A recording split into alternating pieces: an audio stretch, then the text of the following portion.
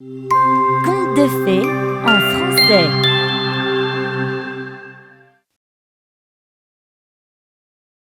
Le roi Barbe Grizzly. Il était une fois un royaume dirigé par un très grand roi.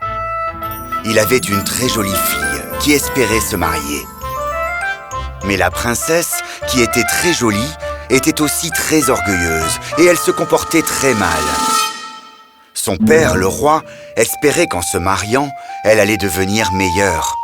Cependant, la princesse n'était jamais sérieuse et finissait toujours par être très méchante chaque fois qu'un prince venait la courtiser. « Mes très chers amis, nobles rois et princes, vous allez à présent rencontrer ma fille. » Celui-là est trop petit. Trop gros, il est rond comme une boule. Trop grand, on dirait le mât d'un bateau. Trop petit, une vraie boulette. La princesse avait une blague à faire sur chaque prince. Prince, duc, comte et autres nobles, son père, le noble roi, était en colère, mais restait silencieux, jusqu'à ce qu'elle insulte un très bon roi qui avait une grande barbe. Regardez-le! Sa barbe ressemble à une vieille serpillière. On devrait l'appeler Barbe Grizzly. Comment oses-tu? Comment oses-tu insulter tous ces nobles? Je déclare à présent que tu te marieras avec le premier homme qui passera cette porte, que ce soit un prince ou un pauvre mendiant. Rapidement, en 2 jours, le roi voyait sa volonté accomplie. Lorsqu'un joueur de violon entra dans son jardin, commença à jouer de la flûte et à quémander de l'argent, ce qui attira l'attention du roi. Le roi demanda aux gardes d'amener le musicien, afin qu'il soit marié à la princesse. Le musicien était très étonné, mais content, contrairement à la princesse qui pleurait et protestait. Mais le roi n'écouta pas sa fille et ordonna que le mariage soit prononcé sur le champ. Maintenant, prépare-toi à partir. Tu ne peux pas rester ici.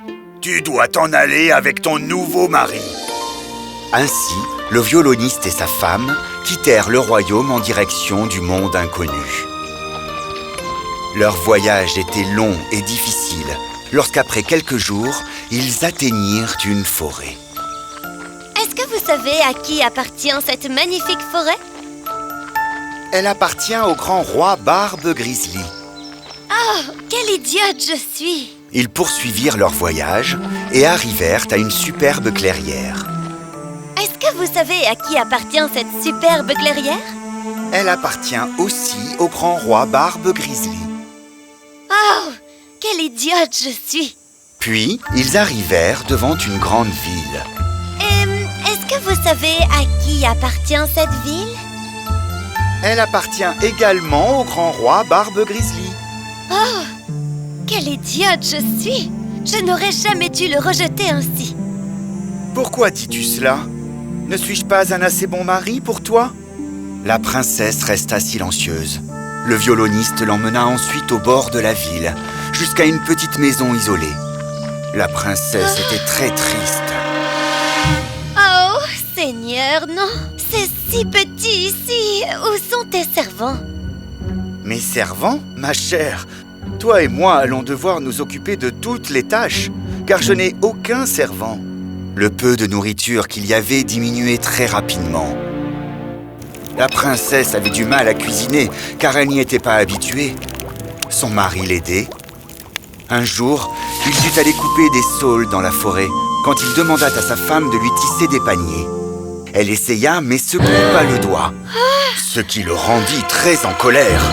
« Tu ne sais pas cuisiner, tu ne peux pas tisser des paniers, tu n'es pas un bon parti, tu n'es bonne à rien.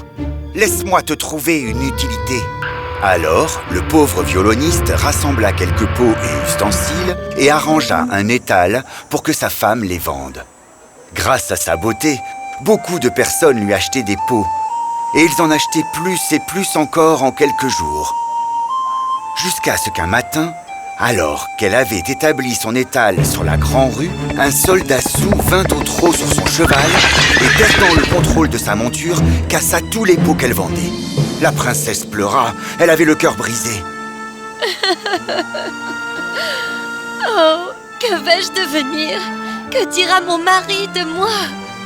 Elle courut jusqu'à la petite maison pour prévenir son mari. « Comment peux-tu être assez stupide pour établir notre étal là où il y a autant de passages? Donc tu ne peux pas t'occuper de ça non plus. Je suis allé visiter le palais et je leur ai proposé tes services en cuisine. Ils ont accepté de te prendre.